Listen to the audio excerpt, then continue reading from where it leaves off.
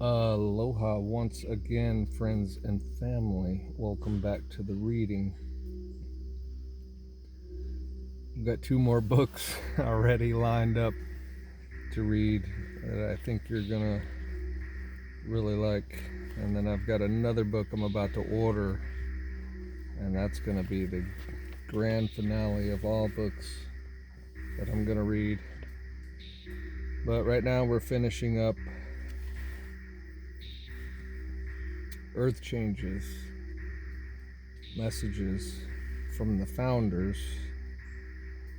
And we're picking it up where we left off at the illusion of heaven.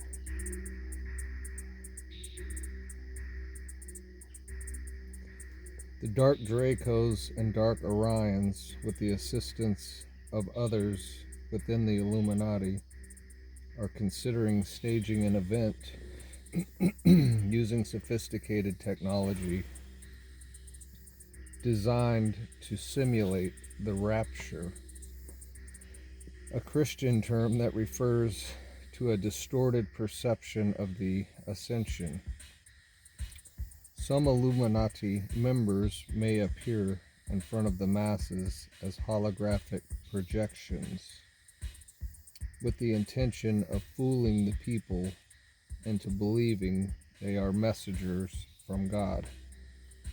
Their real motive is to influence the unsuspecting populace into coming aboard their spacecraft or entering into their underground bases, where they will become enslaved to the New World Order of the Illuminati in one form or another.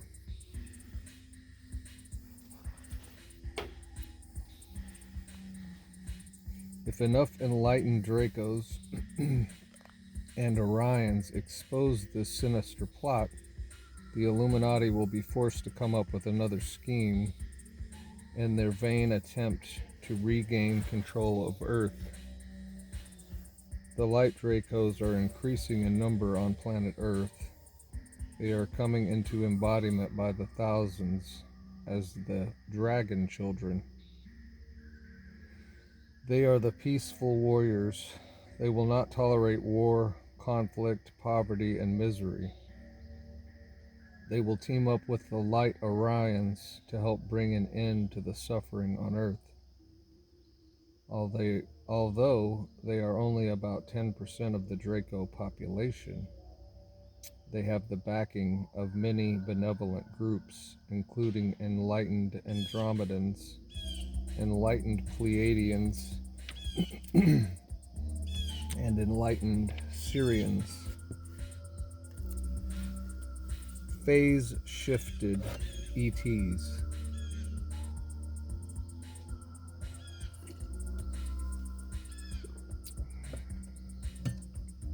There are a number of ET groups that operate from third and fourth densities, but have developed technology designed to keep themselves invisible from human sight. This is how many ETs operate their ships without being seen. Their ships are phase shifted just slightly out of the visible spectrum, so they cannot be seen by 3D humans. The concept of phase shifting is a little different than the other ideas that have been put forth. We will not go into the technical details of phase shifting at this time. Your Earth, which you are currently experiencing in third and fourth densities, also has a fifth density part that exists right now. But unless you shift your phase and frequency, you will not see it. Once you do shift your phase and frequency, you will become aware of things you did not know were there before.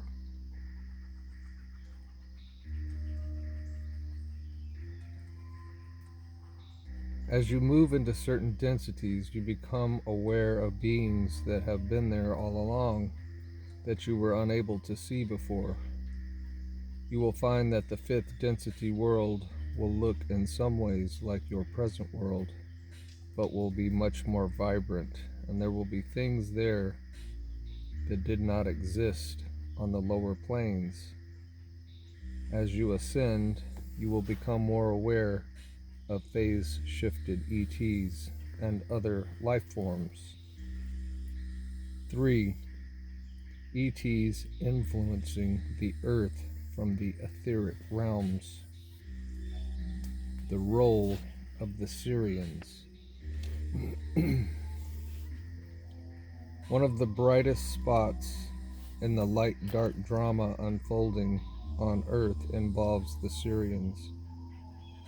As you may recall from Chapter 4, the Sirians from both Sirius A and Sirius B star systems were among the gods of ancient Egypt and Greece, as well as the gods of the Old Testament of the Christian Bible. They are also found in other religious scriptures, including the Quran, Hindu text, under various references. Today, many of the Sirians reside in fourth density and are occupying a higher astral and lower etheric planes around Earth. Therefore, the majority of them are invisible to human sight, although they do have physical spaceships around the Earth as well. A large number of Sirians are here on mercy missions to atone for their mistakes of time past. They are finally healing and moving into the light. The influence of the Illuminati.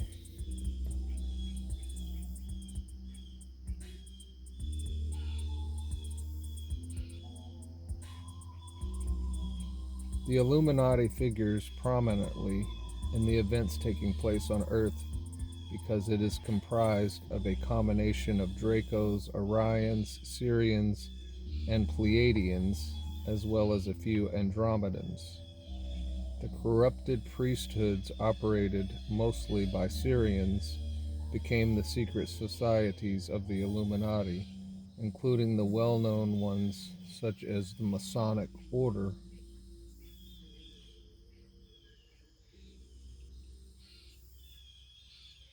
Masonic Order of the Rosicrucians. Today, approximately 10% of the members of the upper echelons of these orders are lightworkers, while the vast majority are mesmerized by the idea of having secret power over others and are, therefore, of the dark persuasion. Many of the higher order members of these secret societies are aware of the ET presence on Earth and know that there are massive changes in store for the people of Earth. The light and dark Sirians have taught the leaders of these groups about the coming changes from their perspective, and the unenlightened Sirians embodied within the Illuminati have taken on the belief that they are gods or chosen ones and deserve a special place in the grand scheme of things. Therefore, they have enlisted the help of the military powers of Earth to dig vast underground tunnels and cities where their members plan to retreat during the more cataclysmic changes. Their plan, of course, is to recolonize the Earth once things settle down on the surface. And once again, I'm saying that plan is completely failed. Those tunnels and cities have been cleared out by the Alliance and the Galactic Federation.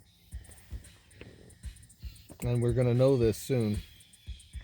And I know soon to some people means they want it like tomorrow. And I do too, believe me, I'm so ready for some of this stuff to come out into the open so that we're not continued to call conspiracy theorists and all these other things. But if you know, you know. If you don't, you're going to find out.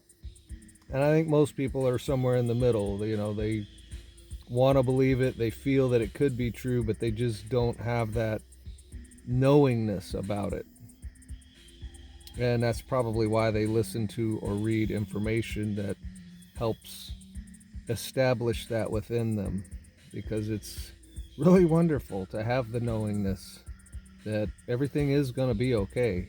We are going to be fine, but we are going through a storm. The beauty of it is we know we're going to survive the storm and we're going to come out okay on the other side. What the incarnated Syrians and their followers do not realize is that even if they survive physically, they will still need to acclimate to the fourth density vibration of the emerging Earth. Their bodies, hidden deep within the Earth, will still be subject to Earth's vibration, and their immune systems will likely fail if they do not keep pace with Earth as she ascends. As stated previously, our view of the Akashic field of Earth suggests that more souls will depart from failed immune systems than from all other causes combined. Of course, the true cause of the death of the physical bodies of souls can be masked by the apparent introduction of exotic viruses and bacteria. But these invading organisms cannot assail a body that is in harmony with the dominant vibration of Earth. So to the enlightened Syrians, God is going to pour his wrath out upon the earth in the form of plague and pestilence. Many Syrians have seen the light and are spreading a great deal of time and effort atoning for their past sins. Their incarnate members are most likely to be found in social service agencies and humanitarian projects helping the poor and needy. The slightly more enlightened Syrians in physical form monitoring the Earth from spacecraft are the ones behind the concept of mass evacuations. They are on a Messiah trip and are planning to rescue human souls from the adversities of earthly decay and destruction. They are perfectly willing to play the role of gods beaming up the chosen ones to their ships of heavenly delight. Once these deluded souls are taken aboard the Syrian ships, the Syrians will have to figure out what to do with them. The more enlightened ETs, but not enlightened enough to respect the free will of humans, will no doubt help them assimilate into Syrian culture on Sirius A and B, or will bring them back down to Earth when the changes subside, again demanding to be their gods while they rebuild their cities. The problem with this scenario, aside from the obvious guru trip, is that beaming up large numbers of souls from the earth deprives such souls of their need for earthly experience. Except in rare cases where it is advantageous to save someone of great importance, most Earth souls need to be on Earth during the time of turbulence in order to integrate and clear their karmic issues.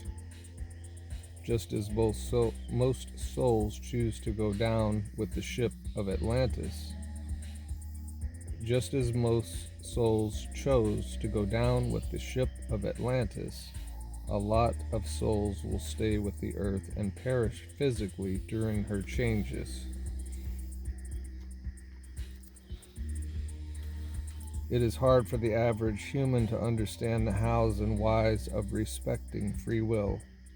Often this is because of the judgments inherent within both the rescuers and evacuees. Souls being beamed aboard Syrian craft will think they are God's chosen people and have been saved because they are more valuable than the humans dying on the surface of the planet. This is not the case. From an ultimate viewpoint, our viewpoint, all scenarios are equally part of the divine plan. However, some choices are for the highest and best soul growth of individuals, and some are not. Some choices cause needless delay in the learning of soul lessons. Other choices perpetuate suffering and misery. While ultimately all choices lead to God, There are some paths that are more direct than others. Beloved creators, if it is part of your highest soul path to be beamed aboard Syrian ships, then so be it. But do not be deceived by the concept that you are special or chosen by God just because you are whisked away when things begin getting a bit rough on Earth's surface. Many more of you who are truly becoming enlightened will be needed to assist on the surface of Earth as things get a bit more intense. If our vision of the Akashic field of Earth is correct, and it most likely is despite variations in free will, then you that are vibrating at fourth density and above will be walking among large numbers of humans whose immune systems are failing. They are getting sick and dying. They need love, compassion, and help in carrying out their basic human tasks. Who is going to help them if you are sitting safely aboard the deck of the Starship Enterprise?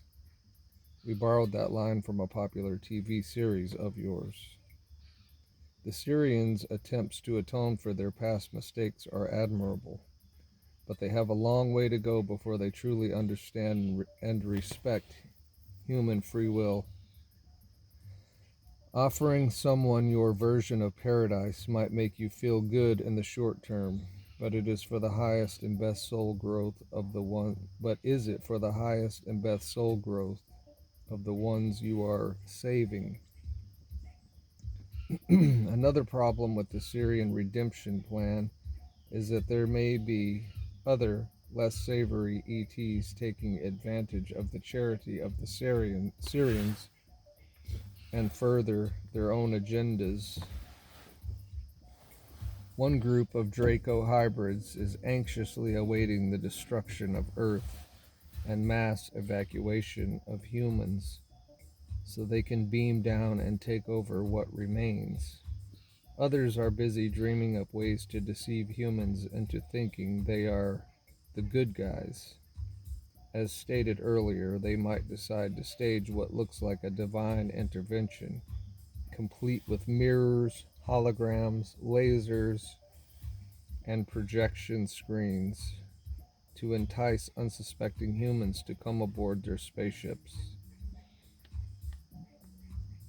Once aboard, they will be implanted and turned into servants of their reptilian masters. And let's just take a moment here to talk about the injections. From my understanding, as long as you haven't taken the third booster and beyond, because what they're doing is they're implanting nanotech, which I've talked about in a much earlier video, and this nanotech is forming into a chip, and this chip, when 5G is flipped on or turned on or what have you fully, in other words, there's something built into the 5G technology that's going to communicate with this chip. This chip is forming inside people, especially if you've taken the third booster and beyond, because that was the rest of the, let us say, software. Okay, when this chip is formed by the nanotech, the nanobots, then when they flip the switch on, you're going to be controlled and way more controllable by the AI, because it's a big AI, artificial intelligence program that's going to be running the NPCs, or the people that have this chip functioning in their bodies.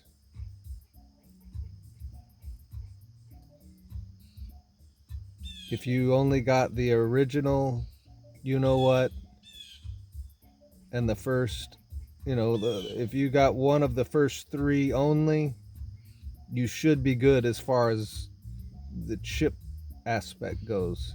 Now, how your body reacts to having nanotech in it and all that is a different story. It'll have to do with your own body's immunity. It'll have to do with your own vibration and what have you.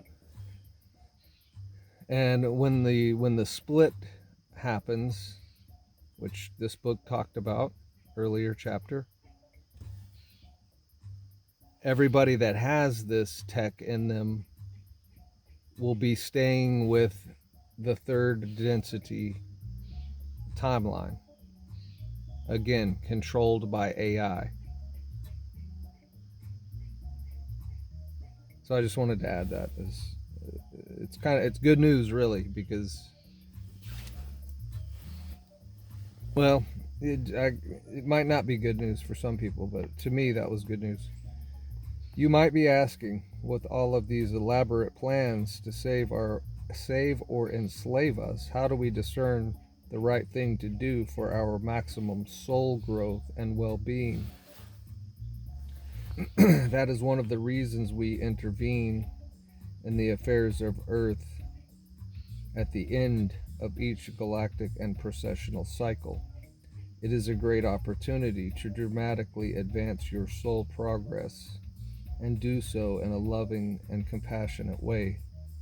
Those of you aware enough of your own process to be reading this have already asked yourselves these questions many times. We cannot give you a pat answer, nor would we, even if we could. We are here to point out the pitfalls and rewards of the spiritual path and to help you consider your various options. It is up to your own free will to make a choice as to what is the best path for you and all concerned. Meditating, praying, growing, and learning to the best of your ability will strengthen your connection to your God presence. Your God presence is always with you. You are your God presence. Your ability to identify with the highest part of yourself will greatly enhance your ability to weather the earth changes. This channel and others teach a lot of specific techniques and processes for getting more in touch with your own divine essence. We are pointing out some of the intricacies of the earth drama in order to help you understand what is taking place on the external stage, but your own state of consciousness and the healing of your inner selves is always the most important part of the path.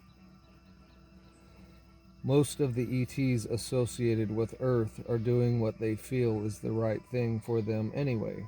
We encourage you to bless them, pray for them, and send them light and help them wake up to the glorious truth that they and you are one. The dark Dracos, Orions, and Sirians are aspects of your one self.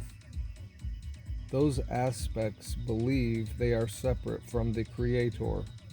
Shine your limitless love and compassion into their hearts to help them awaken to their own magnificence, so they will stop trying to steal the magnificence of other souls in a vain attempt to save them.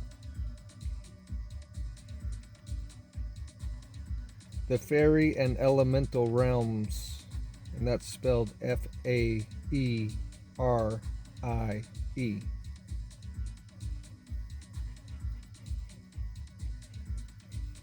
although we could channel an entire book on the fairy kingdoms through this and other channels, our focus on these realms will be brief.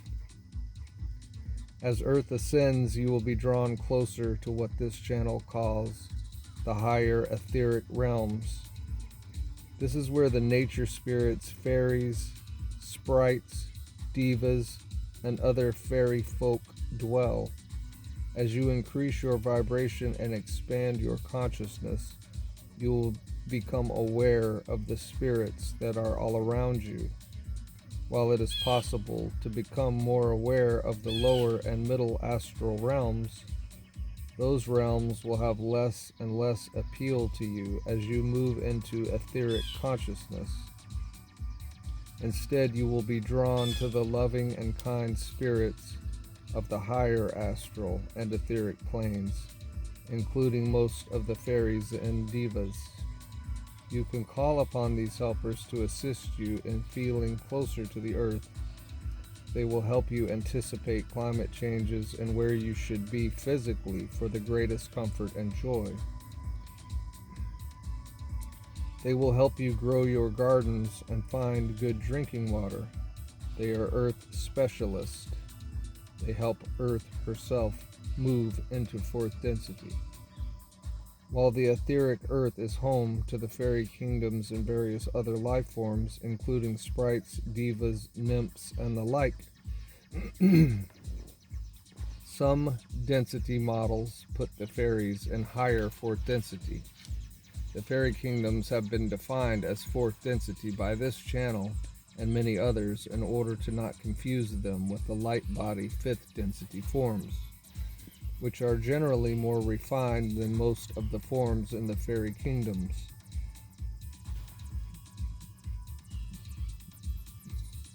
You could say that the fairy kingdoms are in realm 4.5. It depends on what model you are using. You can liken them to an astral etheric blend if you wish. The fairy kingdoms were a large part of the land of Pan, as detailed in Chapter 3.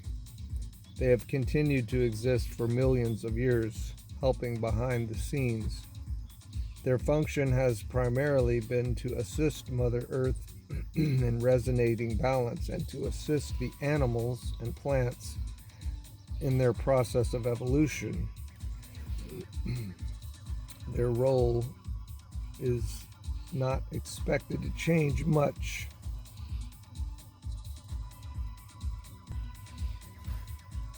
The inner Earth. There are civilizations dwelling deep within the Earth and the higher etheric realms. In the physical realm, the inner Earth is mostly molten iron and other metals, but in the higher etheric state, there is a complete inner Earth with cities, gardens, and all manner of delight. Some of these legendary cities that you have heard of, including Shambhala, Telos, and Poseidon, are there. The beings from the inner Earth are similar in vibration to the nature spirits from surface Earth, at least in overall level of awareness. As you raise your vibration, you will gain access to the inner Earth if it is appropriate for your soul growth, and you may be invited to visit these etheric cities.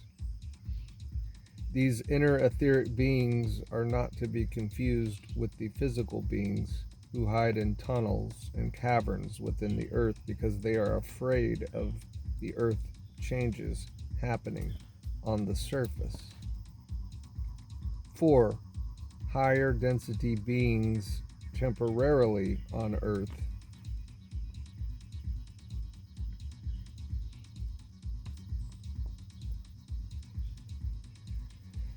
It is very difficult for higher density beings to materialize a human body and walk among you. Nevertheless, a few brave souls always make the attempt during each human era upon earth. There are seldom more than 100 souls in this category at any given time. Often they will come and go from the earth at regular intervals to refresh and regenerate in the higher realms before materializing once again on the surface of your world. They usually bring through a lot of advanced teachings during their limited time on earth, often passing those teachings down to enlightened humans to in turn pass them down through various lineages of teachers. They are called, in Eastern terms, avatars. One such avatar is popularly known as Babaji, which is a Sanskrit word meaning God in the form of man. Over the last 100 years, there have been numerous reports of Babaji materializing various bodies just long enough to bring through sacred teachings such as Kriya Yoga. Babaji is a ninth density being from the central sun of the galaxy, working in alliance with the brotherhoods and sisterhoods of light. There are many others who are lesser known. Most of them live high in the mountains and are very particular in whom they train as their students. They realize that they cannot mingle among the populations of Earth for any length of time without dropping in vibration. Some avatars have worked their way up through many lifetimes on Earth instead of coming from advanced civilizations and other star systems. As they ascend, they are given the option of going elsewhere in the universe or working with Earth from the higher realms. While the majority of souls who have ascended in times past on Earth are now assisting Earth from other realms, these few souls made the decision to materialize bodies on Earth. It is a rare treat if you get to meet one of these souls in physical form. If you do, it is because your soul and the soul of the avatar feel this is the highest and best way to help you reach enlightenment.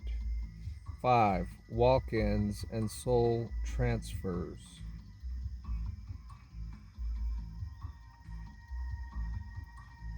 There is a lot of misinformation on your world regarding walk-ins. In addition, there are a lot of humans who think they are walk-ins who are just experiencing a dissociative disorder within the psyche.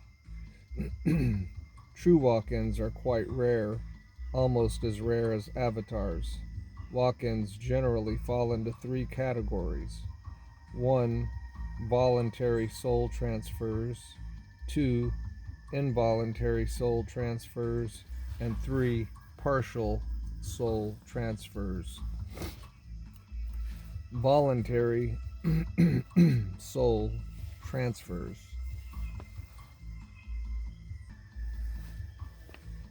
These are the true walk-ins. A soul incarnates on Earth and at some point enters into an agreement with another soul who is assisting Earth from the spirit realms.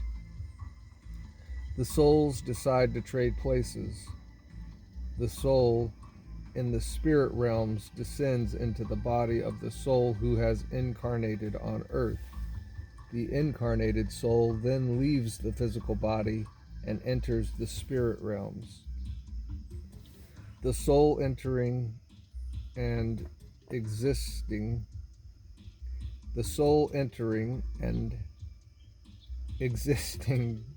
I think it's supposed to be exiting physical form immediately takes on the accumulated history of that body-mind complex, as well as the collective history of humanity that has been interfaced into that form.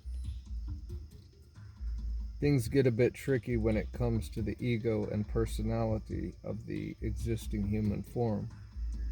If the departing soul has had a fairly enlightened experience on Earth, he or she may have kept the ego personality in check.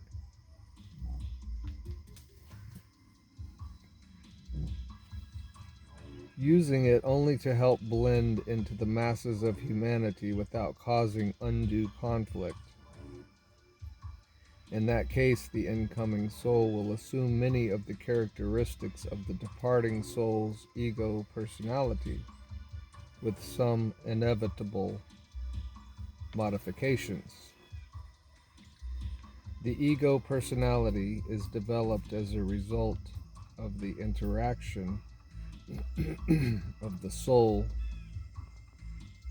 with the world of form, so a significant portion of the original ego personality is usually lost during the soul transfer. Therefore, the new soul must reassemble many of the pieces of the ego personality, and often this is an inexact science. Typically, the walk-in event occurs during a period of intense trauma or out-of-body experience on the part of the existing human. This is because it is much easier to make the transfer when the ego personality is not as strong as it is during normal daily life on Earth. Another reason the preferred time of the switch is during a traumatic event, accident, or serious illness is because the people close to the departing soul will immediately notice a significant change in the ego personality of the human as he or she recovers from the traumatic event. It is important that the humans associated with the departing soul believe that the changes are due to the trauma itself and not to some sort of possession or demonic encounter. Regardless of how loving and compassionate the incoming soul may be, close friends and family of the departing soul will usually experience a lot of discomfort and even shock at the changes that have taken place in their loved one. The departing soul, once he or she reaches the spirit realms, will retain the experiences and lessons learned during the earth incarnation, usually with minimal discomfort and disorientation. Soul transfers are made after careful consideration between the two souls. It is not a decision that is taken lightly. There must be a serious reason to undergo this process. It must be determined that both souls will be better off as a result of the exchange. The main reason the walk-in experience happens is because the incoming and outgoing souls agree that the exchange will better facilitate the advancement of other souls on Earth, as well as giving the exchanging souls a greater experience of God's creation. The number of walk-ins typically increases during periods of rapid planetary change. Involuntary soul transfers.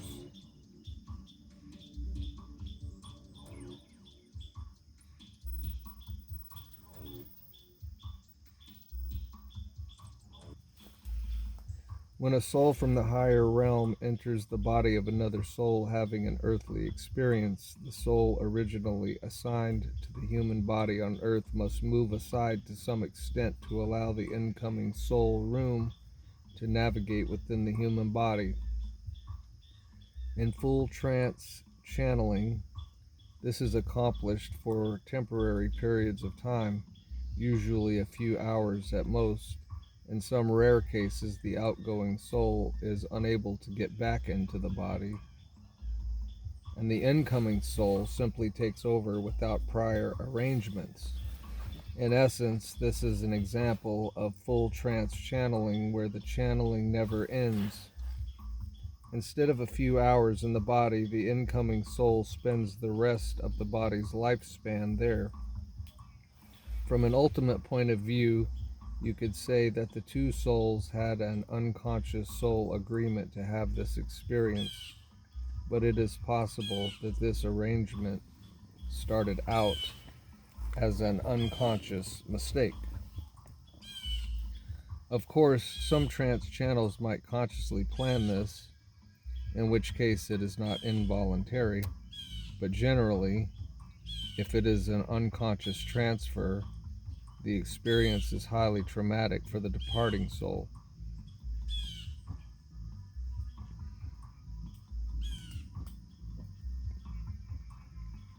That soul will usually feel as if he or she has not completed the earthly lessons originally intended prior to incarnation. In some cases, the departing soul might fragment into multiple pieces and attach itself to various humans as astral possessions or ghosts. In other cases, the departing soul will try to repossess the body now being inhabited by the incoming soul. This can result in a form of multiple personality disorder. From a psychological point of view, most cases of MPD are due to unintegrated aspects of the mental and emotional bodies and are not the result of involuntary soul transfer. We would say that involuntary soul transfer involves less than 10% of all diagnosed MPDs. Involuntary soul transfers are usually traumatic for the friends and family of the departing soul as well. Suddenly and without warning, it is as if their loved one has become a different person, and in a real sense, that is the truth.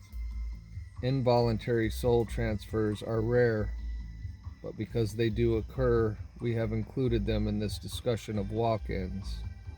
An involuntary walk-in will often assist humanity in moving into ascension once the traumas have been resolved, unless the incoming soul is of the dark persuasion, in which case the involuntary soul transfer is known as a full soul possession.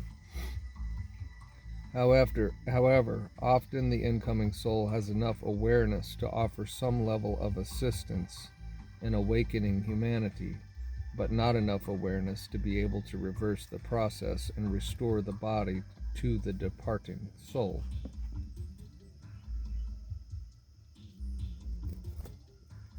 Partial soul transfers.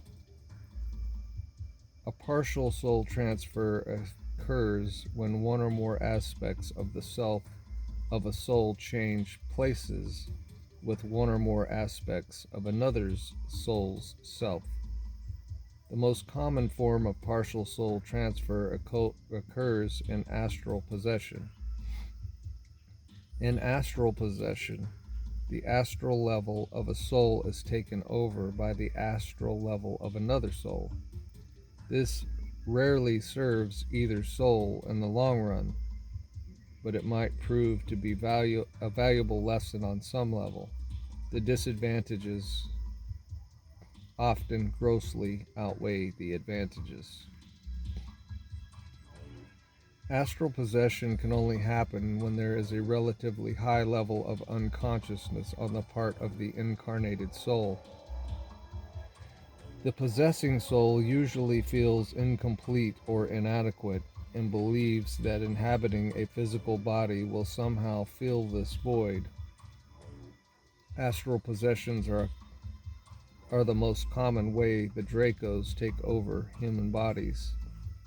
A full soul possession, involuntary walk-in experience, is seldom possible with Dracos because the incoming Draco does not usually have enough knowledge of human emotions and mental patterns, nor an ability to interface with other human personalities in such a way that the transfer does not arouse suspicion. This is particularly true if the departing human soul is in a position of high responsibility, such as a world leader. It is also possible to have an etheric exchange. This is a higher level transfer that involves the energetic body of each soul. This might be arranged if the existing soul has an etheric illness, EM field illness, and is likely to die if the transfer is not made. The incoming soul will trade etheric bodies, taking on the deceased etheric body and giving the earthbound soul a new, healthy etheric body. If the incoming soul is advanced enough, he or she may be able to repair the damaged etheric body and use it effectively to enhance the soul lessons of both entities while in the etheric plane. Keep in mind that the incoming soul is not really incoming in this instance, but is residing within the soul plane as a spirit guide to the earthbound soul. Another form of partial soul transfer involves the causal body. The advantages of trading causal bodies with another soul is that you are able to combine the experiences of both souls, past and parallel lifetimes, temporarily into a single matrix. This is not to be confused with group soul complexes, which is quite another topic. Causal body transfers are quite complex and difficult to describe, and we will not go further into the subject at this time. There are a few other soul transfer arrangements that are possible, but quite rare on Earth. The role of walk-ins during the Earth changes. One of the reasons walk-ins are so low in number on Earth has to do with the tendency for these experiences to cause further soul fragmentation. The souls involved have to weigh the opportunity to increase soul experience with the potentiality of making soul integration more difficult. In almost all cases, the most powerful way for souls to express themselves on Earth is when they are fully integrated, meaning all of their fragments are reunited within one whole sovereign being. Walk-ins, by their very nature, involve the sharing of soul fragments, which can be a rewarding and educational experience, but can come with heavy costs if the fragments involved do not get integrated properly into the experience. At some future time, we might go into more depth on the subject of walk-ins, but for now, we will limit our discussion to the role of walk-ins during the Earth changes. Walk-ins will play a significant, though minor, role during the shift due to their small numbers. Since the galactic shift began in about 1950, there have only been about 6,000 walk-ins on Earth. The main purpose of walk-ins as they relate to the shift is to bring a fresh perspective to humanity from outside the veil of Earth. For example, let us suppose a highly respected scientist with a lot of influence makes an agreement with an incoming soul to trade places in order that the perspective from outside the veil be incorporated into the scientific teachings of the departing soul. Suddenly, thousands of students of the departing soul are receiving high-level information from outside the distortions of the veil. This can have a tremendous impact on the students of the scientist. It can also backfire. You have no doubt heard stories of mad scientists, inventors, who end up going insane and doing strange things late at night in their laboratories. While many of these stories involve earthly scientists who simply flip their lid, some of them involve walk-ins. We will not give any names of scientists who are walk-ins at this time, but we may feel guided to include names at some point in the future. As trance channels clear their psychological issues and become better at stepping down the high frequencies of the entities they are working with, thereby becoming more accurate in their messages, the need for walk-ins will diminish. In the ultimate sense, you are all walk-ins that have been making soul transfers on the bodily level for lifetimes. 6. Higher density beings assisting from the celestial planes.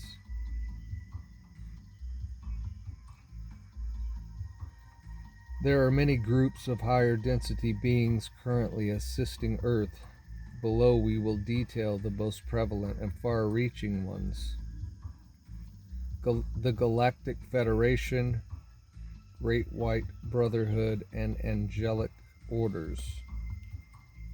If you all had to rely, if you, if all you had to rely on during the Earth changes were the Dracos, Orions, Sirians, and other physical, astral, and etheric entities, you would have justification for your sense of despair. Fortunately, the seventh dispensation gave permission for direct intervention by the higher forces of light from the celestial and God planes. These beings from higher fifth density and beyond have long since put away the games of duality. They are not here to fight the darkness or to save you from anything. They are here to help you awaken, which is the only thing that will truly save you from unpleasant consequences. They have been authorized to disable your nuclear, chemical, biological, neutron, and electromagnetic weapons when they a. threaten to annihilate all life on your world, or b. are likely to destabilize the grid system of Earth, c. threaten to destabilize the astral or etheric planes of Earth, d. threaten to disrupt the EM fields of neighboring planets. The lower fourth densities are the realms of duality. The lower four densities are the realms of duality, of light versus dark, of good versus bad. When you reach fifth density, you realize all is God, and that darkness is merely the absence of light, or absence of enlightenment. Does this mean fifth density beings and higher just sit around and play harps all day long? Far from it. We in the higher realms find the situation on Earth to be most challenging. Free will is a difficult energy to work with. We must know exactly how much to intervene and how much to leave you to your own devices. It took an act of the Godhead, seventh dispensation, to authorize us to neutralize your weapons of mass destruction. Even at our level of evolution, we could not make the decision to intervene on your free will to that extent. Handling the various ET and fallen angelic factions currently influencing your Earth is also tricky business. Not only are we dealing with your free wills, but also the free wills of these ET and angelic souls. Some of them need to have the soul experience of what happens when they become gurus and mislead their disciples. We would not want to deprive them of that soul lesson. At the same time, if learning that soul lesson is at the expense of the entire planet, then perhaps they need to be nudged in another direction. Are you beginning to see some of the challenges we face? It is important from your perspective to know some of the players in the higher densities, so let us illuminate your minds in that regard. We will attempt to refrain from duplicating too much of the information already given in prior lessons. Specific purpose of the Galactic Federation and related groups.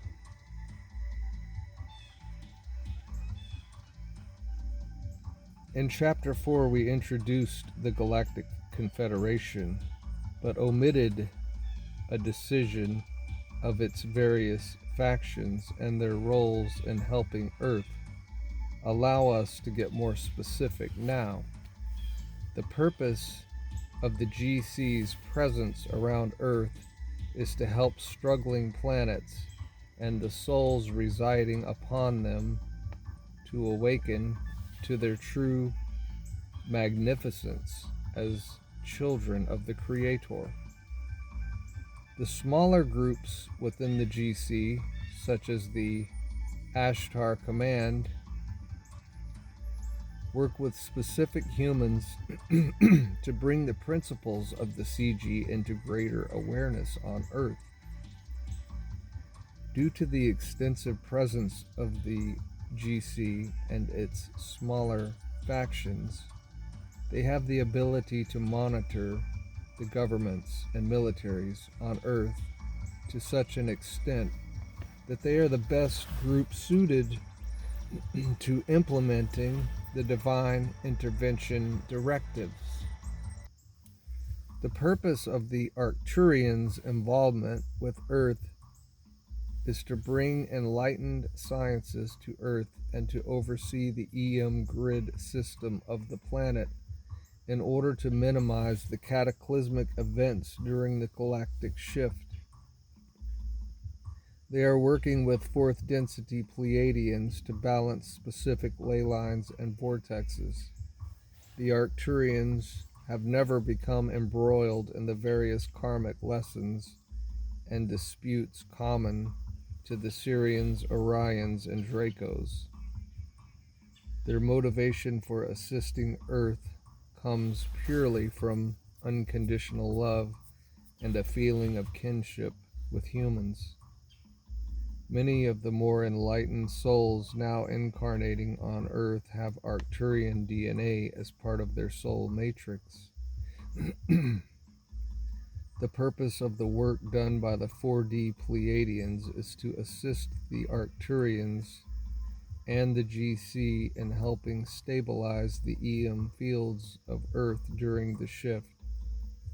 The fourth density Pleiadians, working under the guidance of the Arcturians, often leave behind coded symbols known as crop circles in the areas of their grid work in order to help further stimulate the minds of humans.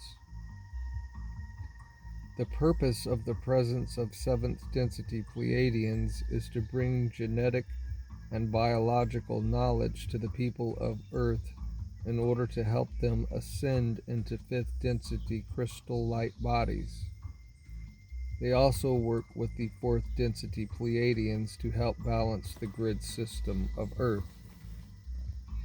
The purpose of the enlightened Syrians' involvement with Earth is to help minimize the damage done by overzealous Syrians who have been, and still are to some extent, on guru trips. They are also here to bring enlightened technology to the Earth once humans have evolved to the point where they can use it responsibly. The purpose of enlightened Dracos coming to Earth is to bring as many dark Dracos as possible to the light in order that humanity might break the shackles of the Illuminati and other Draco-controlled factions. One of the ways they are doing this is by introducing the Draco children to the Earth. The purpose of the presence of the enlightened Orions is to bring as many dark Orions to the light as possible and to awaken humanity in the highest and best way possible. There are many enlightened souls arriving from the home worlds of Orion. Some of them are the crystal and rainbow children spoken of earlier. The purpose of bringing the truly enlightened priesthoods, the Order of Melchizedek, the Order of Isis, etc., to Earth is to introduce a systematic approach of spiritual growth to humanity in order that the evolving souls of Earth will be able to access the Akashic records and learn the universal knowledge of God. Many newly formed mystery schools are now available to humans, utilizing contemporary knowledge and teachings and blending this with the ancient rituals and experiences common to the early true mystery schools. Various sub-factions from the above-mentioned groups are responsible for neutralizing the launch codes of nuclear weapons, finding and neutralizing certain chemical weapons, while allowing others and altering the EM field of EM weaponry so it can no longer adversely affect the EM grid system of Earth and neighboring planets. Other sub-factions of the above-mentioned groups are making sure that poisonous chemicals are not introduced into the atmosphere of Earth, except in localized areas of warfare where the effects are minimal. Although there is a lot of controversy over the idea of chemtrails, we do not perceive chemtrails to be a serious problem on the Earth at this time. Most are what are thought of as chemtrails are just ordinary contrails from conventional aircraft. Some human and ET groups are experimenting with the weather on Earth by introducing chemicals into the atmosphere. The motivation behind these experiments varies depending on the group involved. In some cases, weather modification can be helpful in restoring balance, but some of the groups do not really understand the consequences of their tinkering. Occasionally, the GC and related factions will intervene if it appears such experiments are getting out of hand. Some sub-factions of various groups are working with and assisting the Light Dracos to make sure the Dark Dracos do not completely take over the Earth and subject all humans to servitude. Some sub-factions of the Light Orions are channeling through the Lightworkers stationed within the branches of the Illuminati to help move the Dark Orions controlling those branches into the light. Other sub-factions of the Light Orions and Light Dracos are communicating with Lightworkers stationed within the political and economic structures of the Earth in order to bring ideas of an enlightened society into the mainstream thinking of humanity. Some sub-factions of various star groups are giving blueprints, schematics, advanced mathematics, and new physics to scientists who are developing alternative energy systems, such as zero-point technology. Others are giving vital information necessary to those who wish to develop spaceships capable of interstellar travel. The list goes on, but these are the areas we feel are most important to mention. The mechanics of the help being offered.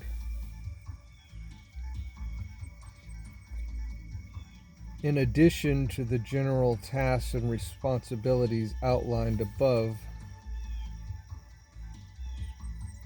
various ETs and angels have ways of helping humans in daily life cope with the rising turbulence of the earth changes. It is well known that you call on angels and archangels to help protect you from negative entities. Many humans call upon guardian angels to help them in particular areas of life being affected by the earth changes. As the earth transitions more and more into fourth density, humans can call upon guides and teachers from various levels and densities to assist in helping their bodies make the transition. For example, there are a group of Arcturians, which this channel calls psychic surgeons, that can remove negative implants, help eradicate disease from the body, and restore bodily organs to proper function. This channel obviously has no monopoly on the use of the Arcturian psychic surgeons. You can call up on them yourselves at any time and they will respond. Just a quick side note, I injured my shoulder about 3 months ago now, and sometimes I do whatever I do and it just flares it up and causes me some pain and discomfort.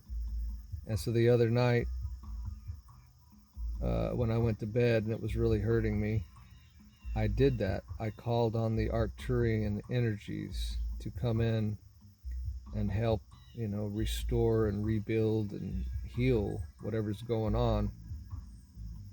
And I felt better. And the next day when I woke up, I felt great. I felt like just fine. So, something to it. They use instruments of light that work primarily on the etheric bodies of distressed souls. While they can perform so-called miracles, their work is not a substitute for healing your psychological and emotional issues. Psychic and spiritual protection. As this channel has pointed out numerous times, it is important for all of you to be adequately protected against the assaults of the Dark Ones. While this is not necessary or relevant to those of you that are consistently vibrating at 5th density or higher, it is very important to the rest of you. There is a simple test to determine whether or not you are vibrating at a level beyond what can be assailed. If you no longer have any thoughts of fear or any illness whatsoever at any time, or any discord and disharmony in your immediate personal life, and you have stopped aging and are no longer at the effect of anything in your environment, then you have reached a 5th density state of vibration and have no need of protection from Dark Ones. For the rest of you, including all who are reading this as well as the channel, we send teams of specialists regularly to help protect you as you do your light work on Earth.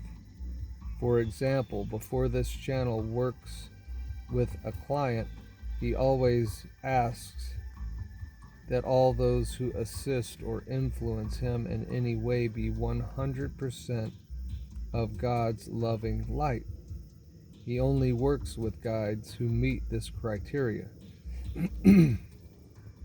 Unless your specific soul mission is to work with deceased loved ones or astral entities seeking the light, you most likely need to do a similar invocation every time you do any kind of healing work, therapy, or teaching. We, the founders, may appear to you as bright blue-white lights. You can call on us to assist you in any light work you choose to do.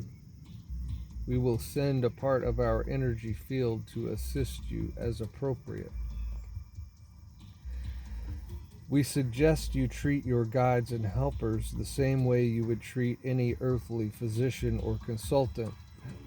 Get a second and third opinion. If you go to this channel for advice and do not like what he is saying, go to another channel or go to your primary spirit guide. If you are still unsatisfied, ask Archangel Michael for advice. Perhaps that is still not enough, so ask us directly to give you perspective on what is happening.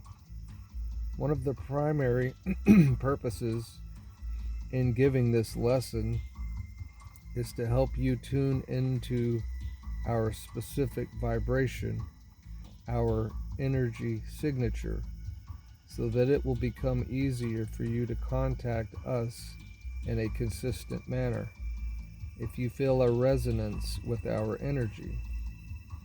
The more you work with a specific being or group of beings, the easier it will be for you to have a consistent and reliable connection. As you continue to ascend, more and more beings from the realms just above the physical will become visible to your sight, and you will be able to hear and feel them. There are two reasons for this.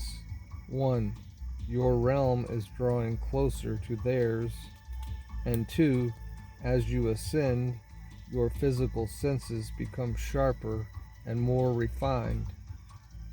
Once you have ascended to a certain point, you will clearly recognize which beings are right for your soul growth, happiness, and well-being, and which ones need to be sent on their way.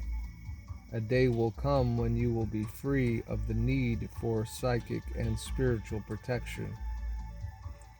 Ultimately, the need for protection is an illusion because the power and presence of God dwells within you, as you, continuously, now and forever. We will wrap up our discussion of Earth's helpers with a brief summary of other groups we have omitted until now. 7. Other groups helping quietly behind the scenes.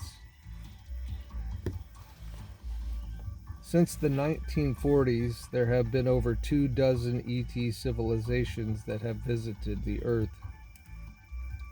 Some of these groups have been associated with your world for a very long time, while others suddenly took notice of you after the first atomic bombs were exploded in the 40s. Due to the policy of non-interference that still exists despite the divine dispensations, there are many groups that do not wish to be known. The vast majority of these races are benevolent, kind, and loving. You have a few groups that carefully choose a small number of earthly channels in order to have a more direct connection with humanity. You have a few groups that carefully choose a small number of earthly channels in order to have a more direct connection with humanity, but they still wish to remain relatively unknown. You must understand, dear creators, that in the higher realms, the concept of ego is almost irrelevant. None of us need recognition or fame. Our perception of ourselves is vastly different from your perception of yourselves. It would be ridiculous for us to want greater acclaim or notoriety. You could say, using an oversimplified idea, that we have everything we could ever want all the time, continuously, because we have awareness of our oneness with our Creator. What could we possibly want when we are one with all life? The only thing lacking is the fact that some aspects of our one self are still asleep, dreaming that they live in separation and fear. It brings us great joy when a part of our self awakens and remembers eternity. This is really our only purpose in communicating with our channels on Earth, to help you awaken in the most expedient and compassionate way possible. You have far more help than you realize, from the nature spirits all the way to the Creator gods. Over 80% of the universe sends you loving and compassionate thoughts and energy. On our world, things have been reversed. Approximately 80% of your population has been living in fear and darkness while only 20% have your best interest at heart. Seeing the difficulties in breaking free of the illusions of third density, you have called out for assistance, and that is the reason for the ever increasing numbers of souls coming to Earth to help you awaken. The enlightened children, the Galactic Confederation, our groups, and others will continue to be here to assist you.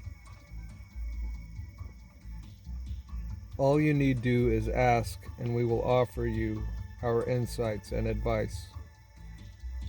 The fact that you were attracted to this book is an indication that you have wanted to connect with us in this manner.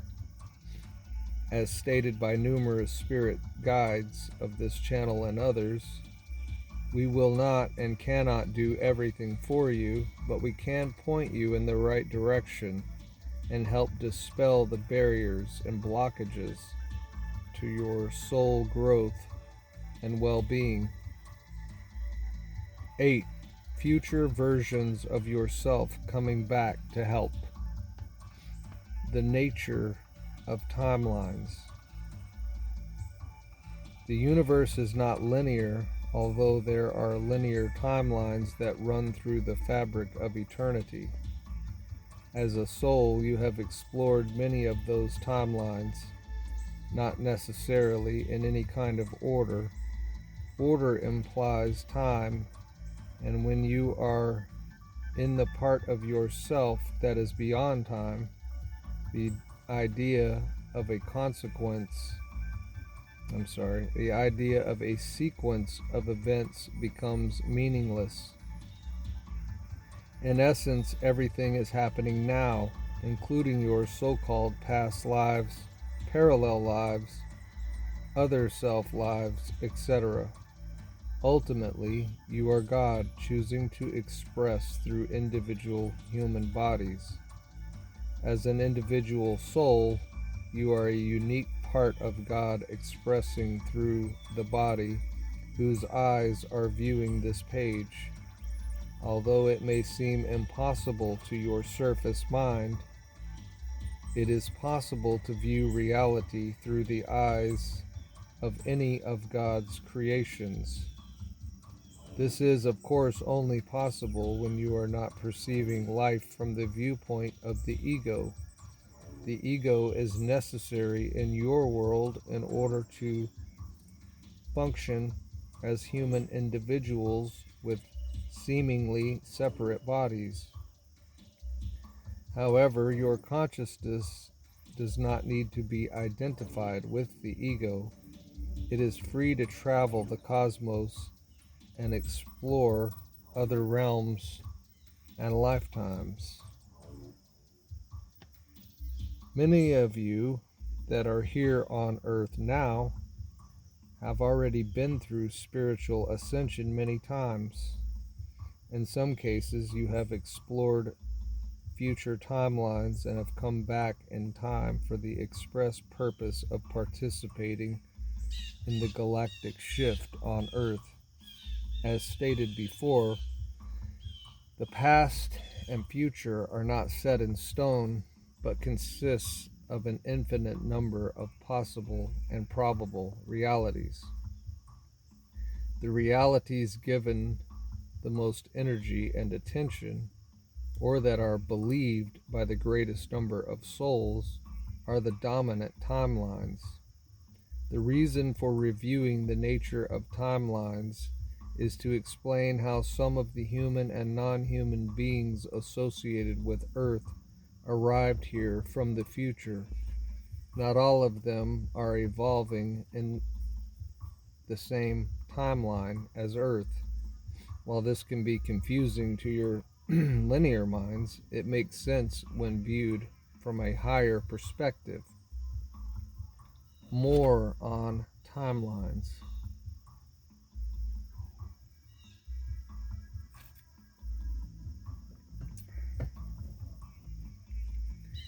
This channel and a few others have discovered the benefits of healing the timelines of the soul.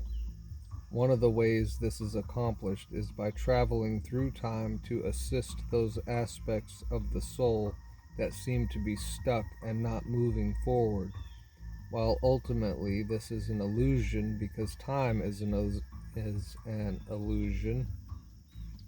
In the short term, it is extremely helpful to offer your soul's healing in this manner.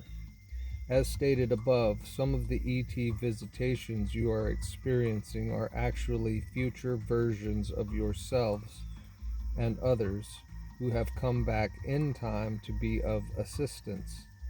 Time is a curious thing. In our realm, it appears as a tapestry of finely woven realities intertwining and interfacing into infinity.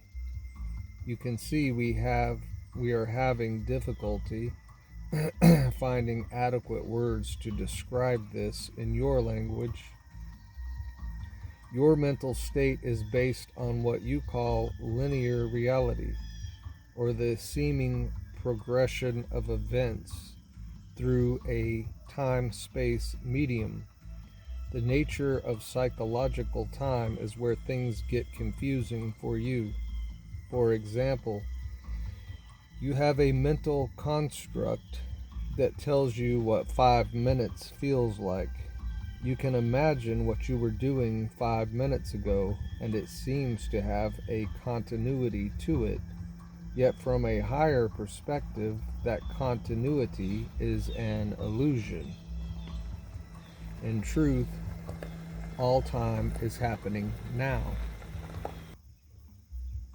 The past, present, and future are all unfolding simultaneously, and they are all changing while at the same time existing within a changeless background. Again, we must resort to analogies and metaphors in order for your mind to grasp this idea. You will recall our earlier discussion of fractals. They are spirals representing the growth of organic life forms, and they can be generated artificially on a computer by feeding certain types of mathematical equations known as a recursive function into a computer program. This channel can guide you to websites that portray beautiful, colorful fractals, and you can see how they continually expand and contract into an infinite variety of patterns and forms. Yet within those patterns and forms, there is a constant set of parameters, and these are based on the changeless aspect of the fractal function itself. For although the fractal expands and changes into infinity, the function remains the same. Such is the case with time and eternity. Although the past, present, and future are continually changing, the changeless backdrop, eternity, remains as it has always been and will always be. Since the past is not really set in stone, even though your mind perceives it thus, every time you move outside the fabric of time, space, and into the changeless eternal state, you are able to see the whole of time, space, and you can choose to enter the time, space at any point within its continuum, whether it be past, present, or future, as your world sees it. From the present vantage point, you can see places within your soul's infinite series of timelines where there has been trauma or negative imprinting. In essence, you can see realities where the soul appears to be stuck and unmoving. Therefore, it is possible to enter into those stuck places in the timeline and unstick the aspects of the soul residing there. as a part of your infinite self enters into a particular region and timeline to help the stuck aspects of self, the entire fabric is altered.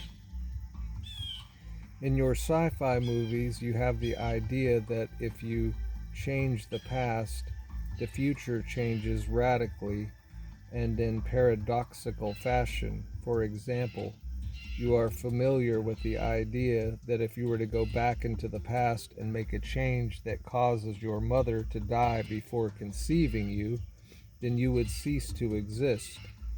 We assure you, dear creators, that is not like that it is not like that in reality. When you make a change to the past or any part of the timeline, you actually generate a new thread of fabric within the tapestry of time-space. In other words, you enter a new timeline for every incident in which the original timeline is changed. The channel calls this jumping timelines. Although the original timeline still exists in the Akashic records, it is no longer your timeline. You now have a new past.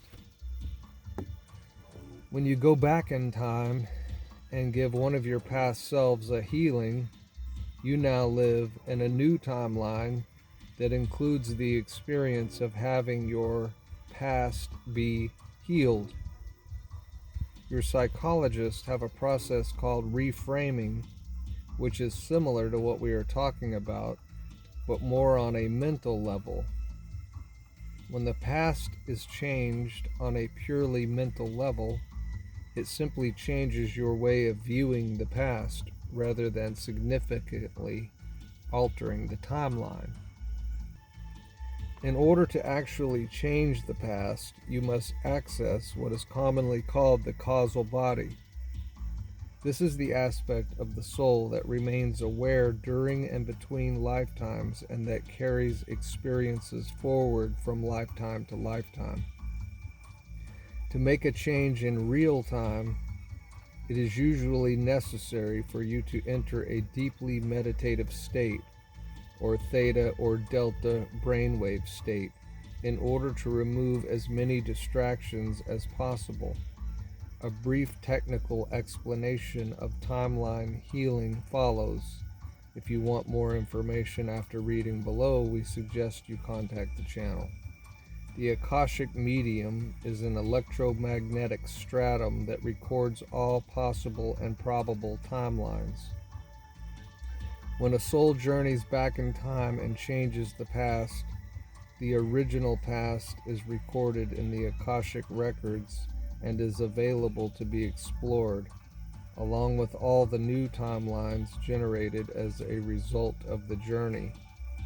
There are an infinite number of timelines, but there is what you call the dominant timeline, or the one that receives the most energy and attention, for lack of better terminology.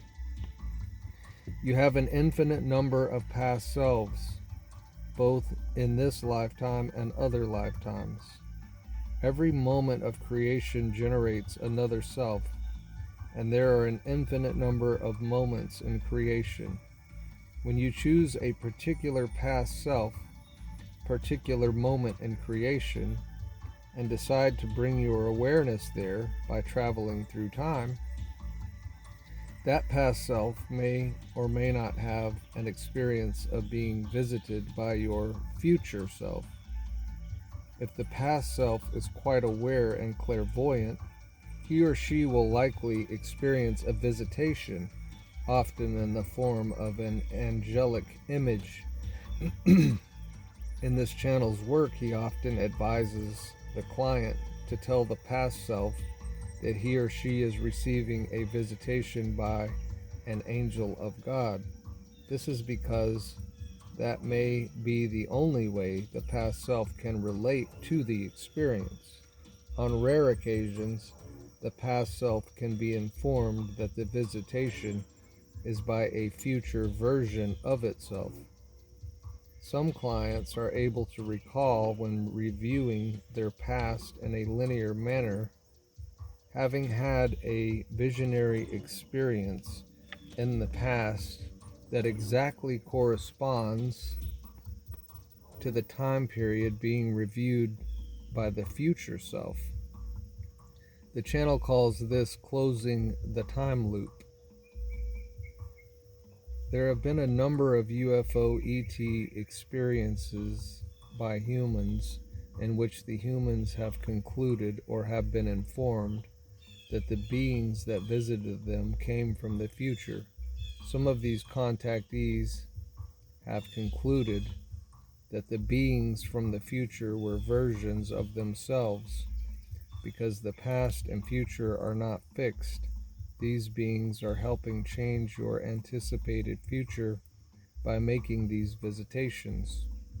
Therefore, they cannot say with certainty what is going to happen in the future, because that is dependent upon your free will.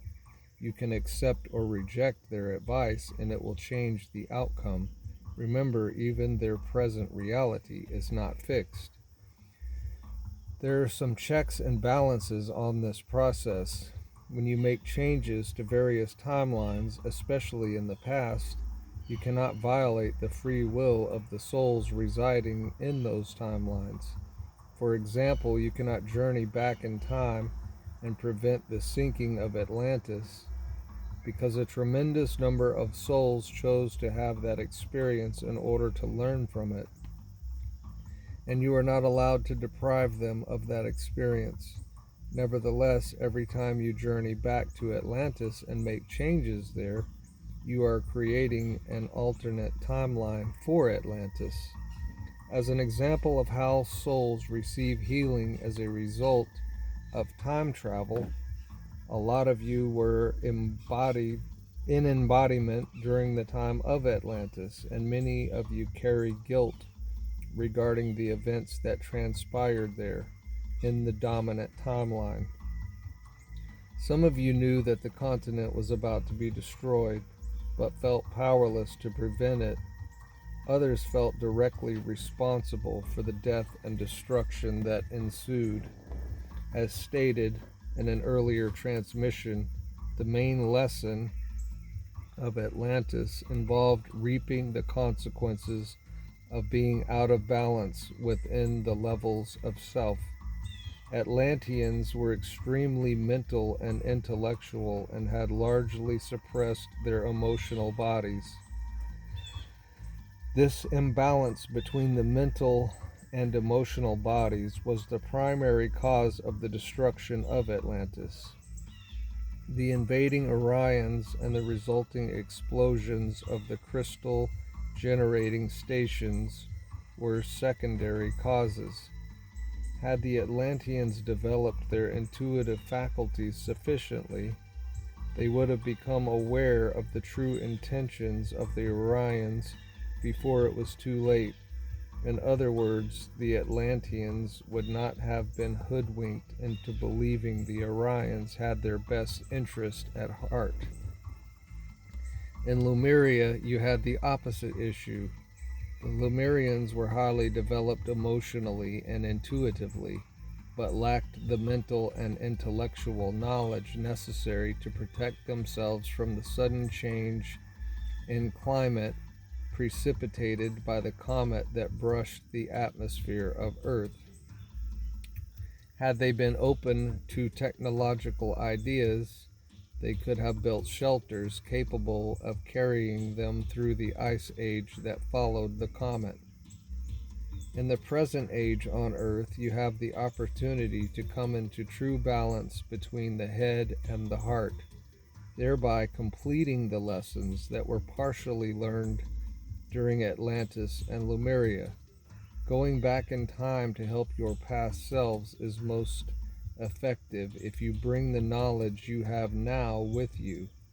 You are then planting seeds in the consciousness of your past selves, seeds that will grow and flower in the present age. The changes you make are usually related to the past self's experience of the events taking place there. Changes to the events themselves are usually very minor, since major changes would violate the free will of souls that have chosen that experience. For example, you can help a soul leave the body during an especially painful death, but you are almost never allowed to rescue the soul from that situation to prevent the death. You can give a healing to the soul to make the experience less traumatic.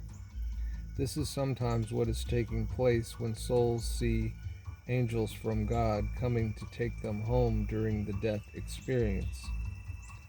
This is not to say that angels do not actually come and help during the transition. There are many possible future timelines for your Earth. The dominant timeline is the one chosen by the majority of souls, or the one that has the most energy placed within it. As stated earlier, there are 3 dominant timelines occurring on planet Earth now, corresponding to the 3rd, 4th, and 5th density versions of Earth. There are other possibilities as well, but only a tiny percentage of human souls will choose a timeline other than these 3 dominant ones. You could say that the Earth is splitting into 3 different versions: a 3rd density Earth with a lot of death and destruction, a 4th density Earth with enlightened, self-sufficient spiritual communities, and a 5th density Earth of physically ascended masters living in paradise. While these 3 timelines exist simultaneously in truth, to the linear mind they will seem like a 3-pronged fork in the road of time-space. Most souls will experience only one of these, although with enough awareness you can experience all of them at the same time. Another aspect of time travel involves the ability to expand and contract time. As you grow in awareness and enter into higher dimensions, you will learn how to manipulate time in order to maximize your experiences and be of the highest possible service. For example, an ascended being can assist many thousands of Earth souls within a very small amount of linear Earth time. Such a being can visit each of those individual souls, carry on a conversation with them, give them a healing, and then return to his or her own dimensional continuum while only a few seconds have passed in Earth time. Generally speaking, time in the higher realms is more compressed, meaning that a day in the life of a 12th density being might correspond to 1,000,000 years on Earth. However, the experience can be reversed depending on how time is to be utilized. Therefore, the beings that visit you, whether directly or in spaceships, might be spending an afternoon of their free time exploring the past of Earth and visiting various souls there in different time frames. As they do so, the fabric of time-space expands and changes. The new timelines and possibilities are created, and the Creator's universe continues to unfold and unravel. As you see, dear creators, we have only touched the surface of this vast area of study. Your linear intellectual minds cannot fully grasp the subject of time, and so do not worry if this section has a bit of difficulty for you. In our final chapter, we will come a little more down to earth and document some of the specific changes you can expect as your world undergoes the shift. Chapter 11: What to Expect During and After the Shift. What can you expect to experience as you ascend? We feel it appropriate to revisit this topic, even though there are references to it throughout this book. As stated earlier, when your physical body mutates and the ascension template activates, your physical senses undergo a transformation that allows you to see what is taking place in other realms. At the same time, because your vibration is accelerating into the etheric realms, you are actually close enough in frequency to those realms that you will begin to experience them more directly. You have probably seen the visionary art of many of your painters. They use acrylic paints that are very vibrant and luminescent, and that is what you can expect to see as you enter the etheric realms. You will start by noticing that everything seems to have an aura about it. If you look more closely, you will see a shimmering effect, like tiny vibrations. It is as if everything around you is breathing. Most of you see speckles of light in front of your eyes that are more than just the blood moving through the capillaries of your retina. You may be seeing what you call orbs, which are tiny wormholes linking the physical dimension to the astral and etheric realms. High-speed cameras are also able to pick these up. As you continue to ascend, you might see movement out of the corners of your eyes. Things you stare at will tend to dissolve into energy patterns. You might see sacred geometries swirling around common objects, such as mountains and trees. The auras of people will become more and more obvious until you can see an outline of energy with your physical eyes. Your feeling sense will change dramatically. Already, many of you are sensing electricity running through your bodies, usually in surges or prickles. You will feel you are bathed in a sea of vibrating energy, which is true. You may feel as though you are floating instead of walking through life. Emotions will seem to have colors and textures.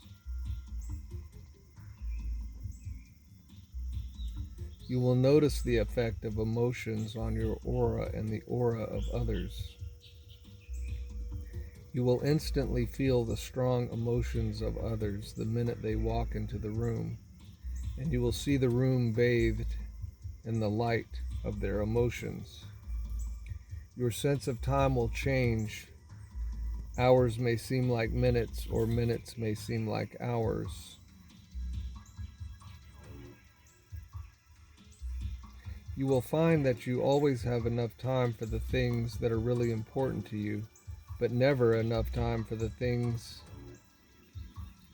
that it is time to let go of. You may simultaneously feel as though life is passing you by and that you have an infinite amount of time to get your life together. In the instances where you drop out of higher awareness, you may feel the opposite, that there is not enough time to do everything that needs to be done. People will come and go from your life. The ones you keep close to you will be those who understand what you are going through. Others will stop relating to you. They might think you have gone off the deep end. You might have close, meaningful relationships that last a few seconds or a few minutes. You might feel connected to everyone on earth. You might even feel that everyone is your friend or close associate. There will be a sense that we're all in this together, hence the where we go one, we go all. I added that. Familiar places might start to look as though you had never seen them before. You will notice things you never used to notice.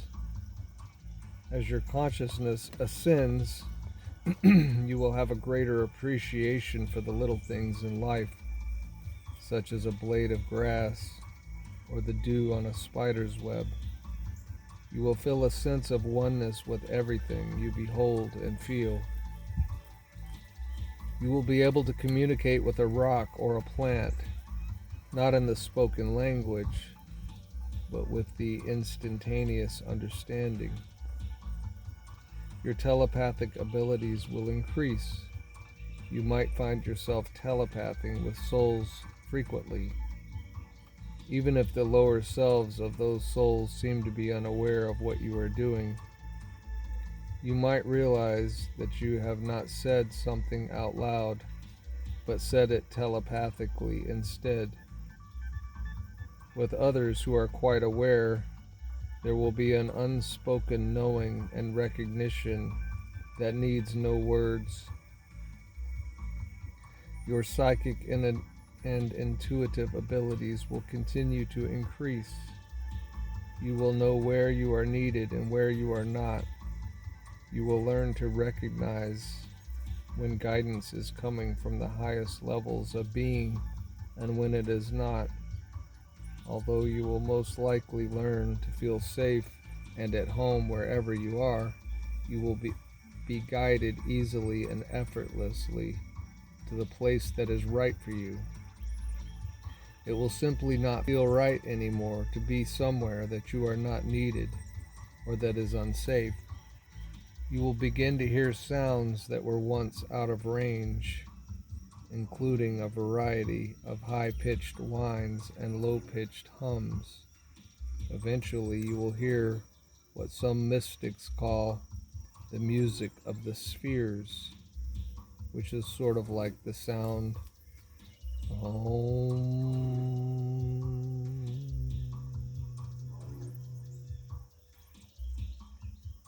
You might hear voices from other realms, like a low chatter. Specific angelic voices may speak to you either in normal language or some other form of audible communication. You will have a sense that all is in perfect divine order, which it is. You will let go of impatience, worry, and anxiety. You will know that everything happens in perfect right timing, and you will be confident that you are being guided to the right place at the right time. You will have a profound appreciation for the present moment. While you might have certainty about your future, at the same time every moment will seem brand new, as if viewed for the first time, which is true. You will simply allow the future to unfold with no worries. For a while, you will still have the negative human emotions of fear, anger, and sadness, as well as the positive emotions of happiness. However, you will feel less and less controlled by those feelings. It will be as though you are this vast being of light, which you are, and you have this tiny human emotion of fear. The fear will be acknowledged and experienced and dealt with directly, but it will be a small part of your life. The same is true of anger and sadness. They will be felt, experienced, and understood for what they are, nothing more, nothing less. You will have an immense feeling of safety. You will not be concerned about the negativity in the world. Even if you are witness to violence and chaos, it will be like watching an interesting movie, with no emotional investment in the outcome. As the earth changes accelerate, you will be viewing them from the eye of the storm, or the center of your being. It will be like watching a play where the climax is approaching. You might be amused at some of the characters and a bit put off by others, but you will not mistake the play for the truth behind it. You will have compassion on those members of the play that have forgotten they are actors. They have become identified with their characters. You will realize you still have a character and a part to play as well, but you will no longer forget that you are acting. As Earth continues to ascend, you will feel her being as a mighty state of consciousness. You will feel her pain and joy. You will see the weather, earthquakes, volcanoes, and such as simply expressions of her consciousness. You might sense a loss as you see a group of souls depart their bodies, but you will also sense that they have simply changed forms and have not really left. You will continue to be guided as to where to go to serve in the highest and best way. You will enjoy the journey. Most likely, you will travel a lot, or others will travel to see you. Very few of you will stay in one place without much happening. You will learn to let go of attachment to material things. If you need a vehicle for transport, one will be provided for you by someone sent to you to do that. Whatever you need will come to you in an equitable manner. There will be equal energy exchange, although it might not always look equal at the time. You will feel totally supported by the universe in carrying out your appointed tasks, the task appointed by your soul. Most of all, you will feel love and compassion for all things and people, whether or not you are able to directly influence them or not. Some will be greatly touched by your service, while others will hardly notice. It will be of no concern to you regarding who or what benefits from your expression of compassion. You will simply keep on expressing it anyway. You will be doing what comes natural to you, serving in the highest and best possible way, without concern for how it looks or feels. You might become aware of someone who has benefited from your actions, and of course, you will be grateful for this, but ultimately it will not matter. It only matters from an ego perspective. You know you are a good person and that good is your natural state, and that is enough. Love simply flows unimpeded from within you to wherever it is needed. You will become aware of the cosmic cycles, and in some ways you will be more sensitive to astrological influences, tides, the moon, and stars, etc. You will know when the sun is acting up again, radiating an intense burst of energy, and you will be guided as to how to respond. You will see the effects of the increased bursts of energy on those around you. You will remain in the moment and refrain from becoming fearful of the changes, knowing that they are simply playing out as you have been forewarned. People will feel a gentle presence within you and will be drawn to you for comfort and well-being. You will become their refuge and their fortress, but only because you see within them the same God you feel within yourself. You will naturally and spontaneously channel your own God presence, along with any guides with whom you have soul contracts. You will be coming from your God presence in your daily activities, living from your God presence at all times, and utilizing your ego only when absolutely necessary. The main function of your ego will be to speak to others in terms they can understand. You will have no investment in the actions or feelings of others, but you will feel love and compassion for them. Specific prophecies. As for specific prophecies, other than the ones given in the sections on sociology, economics, and politics, we will not give additional ones because they are largely a function of your free will. We will stick to the more universal cycles and describe how we see you as humans coping with the changes. We will spell out the most likely scenarios, but keep in mind that your free will prevents us from being able to predict with complete accuracy all of the intricate details of a particular situation.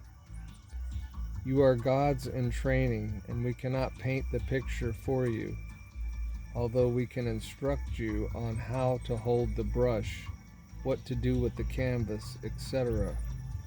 We can show you beautiful paintings made by others who walked the path before you. We can give you ideas on how to make even more beautiful paintings in the future. But it is your hand that holds the brush. It is your mind that decides what to paint. We can certainly look at what you have painted so far, and from that, predict fairly accurately what you will paint in the future. Without the variations of free will, we can anticipate what you will most likely do next, based on your current level of awareness.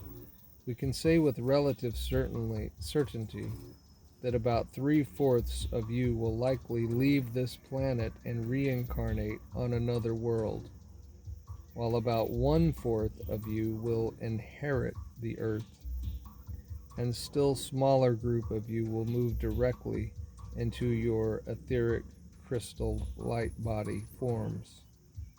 We can say with certainty that your earth will attempt to restore her balance, and in so doing will go through many changes, some of which you are already seeing.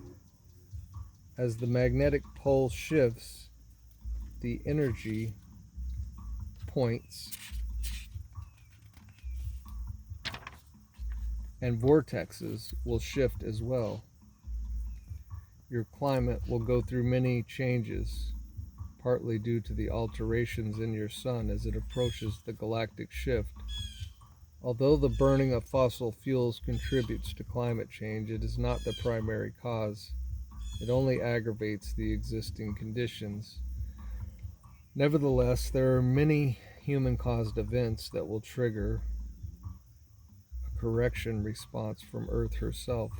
For example, deforestation will be counteracted by things starting to grow in places where they were previously unavailable. More and more souls will continue to awaken on Earth, and this will stimulate even more change. The world will always reflect the composite state of consciousness of the beings upon her, in accordance with the law of cause and effect. Those that believe they are being punished will experience themselves being at the mercy of an angry Mother Earth, although in reality Mother Earth is merely restoring herself to balance.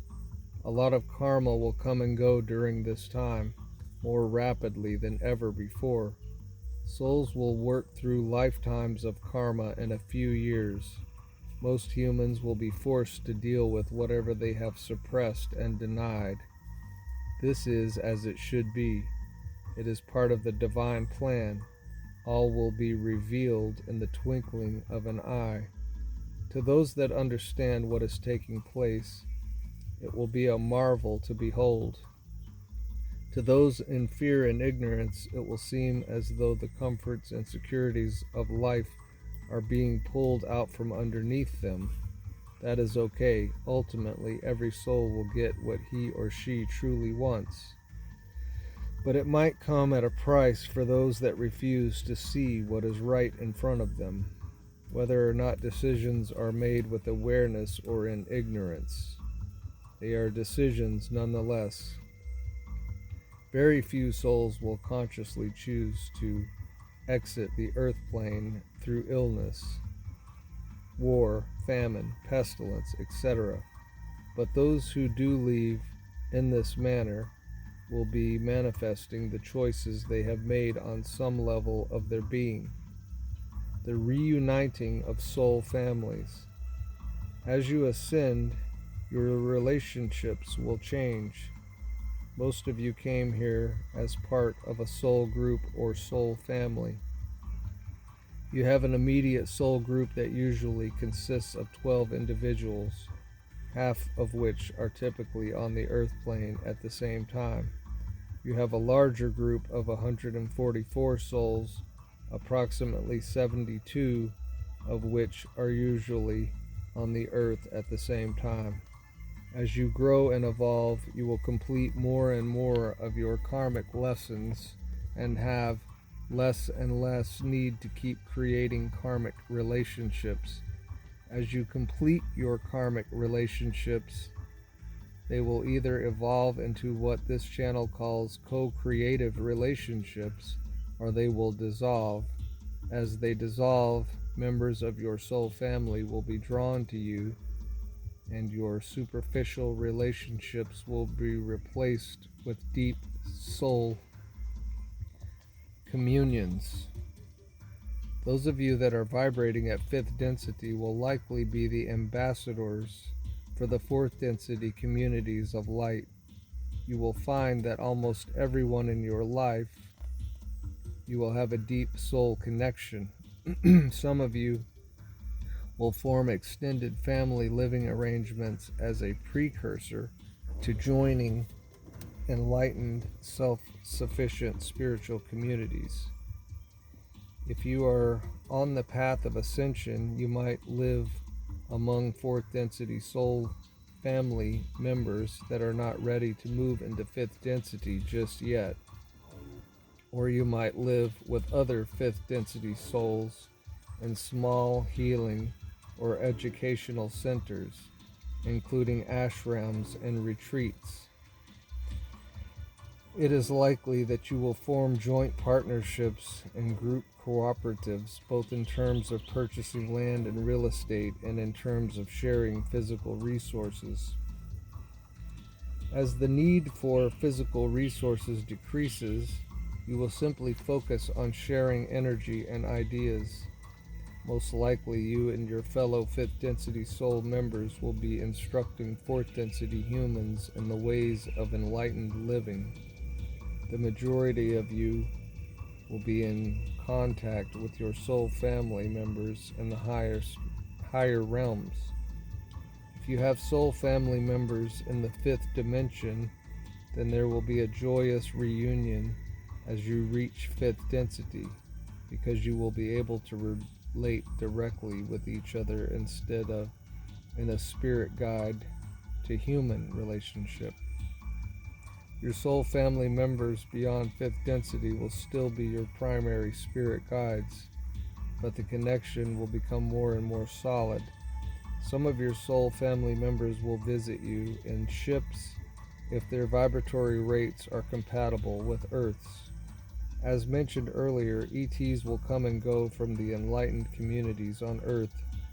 You will have the privilege of traveling the stars with some of the visiting ETs, as most of the fourth density humans probably will be unable to sustain the vibration necessary to go aboard the ships and visit distant planets. Many of your fifth density will lead mystery schools and temples of wisdom in different parts of your Earth. You will likely travel between the various centers of light frequently, sharing information and knowledge and helping link the various centers to one another. When you are no longer needed on Earth, you will have the choice to go with your soul family members in spaceships to other planets and other star systems, or remain to enjoy Earth for a while longer. Eventually you will ascend into sixth density, and your Merkaba light vehicle will become sufficiently developed to render the need for spaceships unnecessary. And then, finally, you will enter your seventh density, home, and your return will be complete. As you know, this is not the end of the story. Once you reach seventh density, you will begin moving on an entirely different spiral of evolution until you reach 12th density. But that is a discussion for another time. Conclusion: this book will reach those who are ready to hear the messages contained within it. There will be a lot more information coming through this channel and others in the days to come. So this is by no means a complete picture of what is happening. You are the true authors of the Book of Life, and the life you are creating is indeed miraculous and inspiring. It is our greatest pleasure to be working with you. We thank you deeply for your attention to our lessons, and we know these lessons will continue to impact you in the years to come. We love you and your world very much, and we look forward to the day when you will take your rightful place among the creator gods of this universe. Only a tiny, tiny fraction of your potential has been reached so far, beloved creators, and the learning process goes on forever, even at our level of being.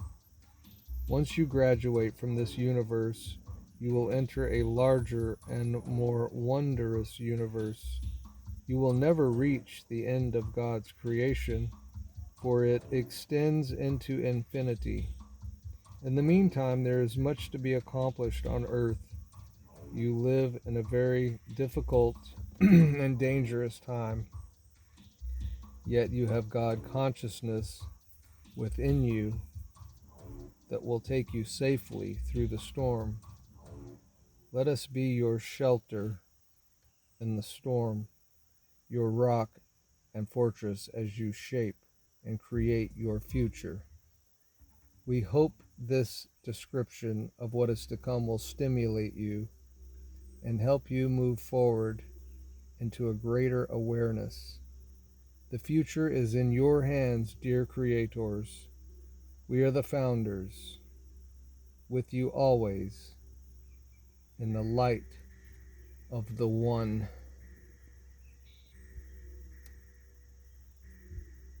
And with that, we leave you in the love, unity, and light of the infinite Creator.